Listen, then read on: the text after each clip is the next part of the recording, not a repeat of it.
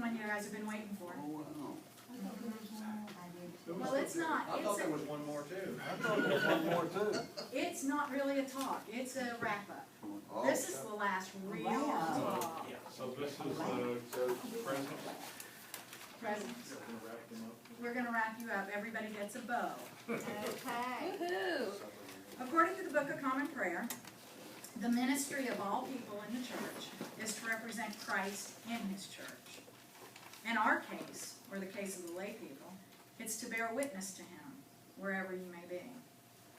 This sometimes can be a really hard thing to do. We're called to work in environments in which we find ourselves, like at home with our families, at the ball field, in our neighborhoods, at church. Yeah, really, even at church. We've got to do this. We claim those environments for Christ and work to make him known through praying, through our piety. Praying that God might be revealed and that he will encourage us to be his witnesses. Through study, by learning how to best represent Christ in a particular environment. And by our action, by being a witness to the transforming power of Christ to others in our environments. So you're thinking, how in the heck do I get all this done? I've got too much to do. I don't have any time for that stuff. Well, you really do have time to do that. There's lots of resources. You've got your group reunions or your groupies. You can ask them for support, for prayer, and for friendship.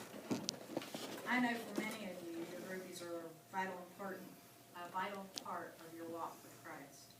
Our friends not only hold us accountable, but they offer love, support, and encouragement in all that we need, for all that we need. Another way to get this done is floating group reunions. That allows others to share action that they're doing, and it sometimes encourages us with our own action. Cursillo leaders groups support and encourage people who are working in Cursillo as an environment. That can sometimes really be a hard job, working in Cursillo as an environment. There are also environmental groups. It's groups usually at work, and they're people that aren't Cursillistas. When you get into such a group, you usually end up building up someone who eventually goes to Cursillo. And then you can have them in your group, they can start another group. As with everything else we do, forming an environmental group begins and is constantly bathed in prayer. Ultras and their witness talks and their stories offer hope to the Christian worker. But remember that witness talks not always an apostolic success. It can also be an apostolic failure. And that's okay. We have to celebrate our successes and our failures. It helps us grow. So I'm going to tell you a little story. As Father Mike said a while ago, sometimes working in your own family is harder than working outside. When I was a little girl, my grandmother, I loved her. She was really, really a cool person. She was legally blind, so she walked to where she went to church, and it didn't matter wherever she was living. It could be Methodist. It didn't matter what it was. She went there, whichever was closest. I was born and raised Catholic.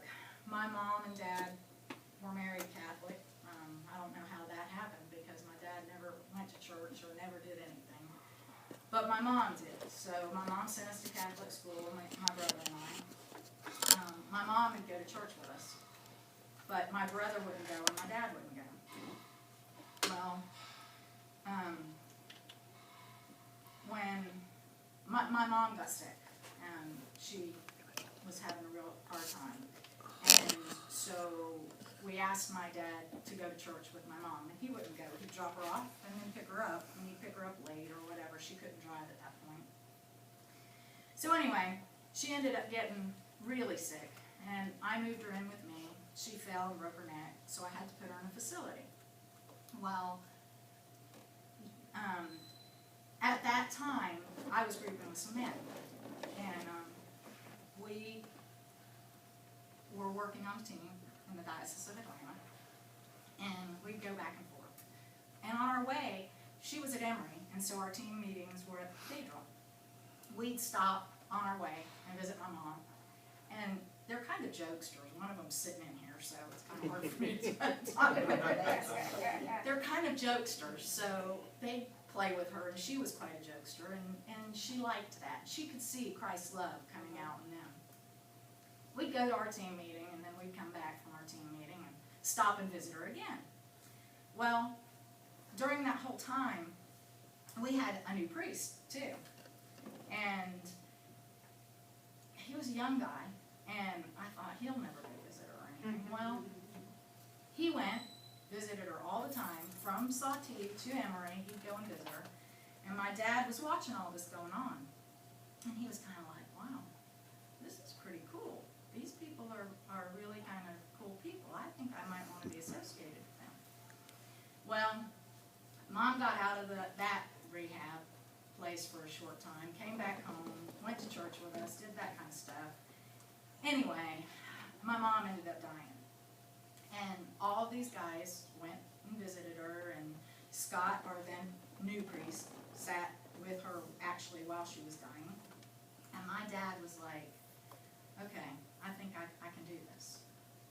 So he started going to church with us. Then he got sick. We moved him in with us. It's kind of like, you know, same story, different person. Moved him in with us, and he ended up going to Cursillo. He was grouped with some of the guys, not so often grouping, but at least he went to church. He went to men's grouping on Tuesdays. He did all of that stuff, and he was really, really doing well. I had to move him out of his house, move him into our house, and while I was going through some of his junk, I said, Dad, can I purge this? Can I throw this away? Come on, let's get going with this. And it was apparently he got candles, and it was Piety Study and Action candles. And he said, are you kidding? You can't throw those away. Those are my reminder. Don't throw that away. I need that. It's like, okay.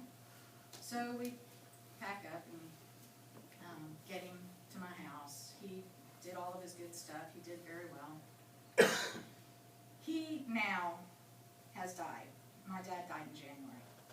And my brother, the one that didn't ever go to church and didn't do anything. Oh, I forgot. I backed up. I wasn't going on my thing here. My dad and I argued all the time. I don't know if you could ever think that I'd argue with anybody. But my dad and I would argue all the time about him needing to go to church.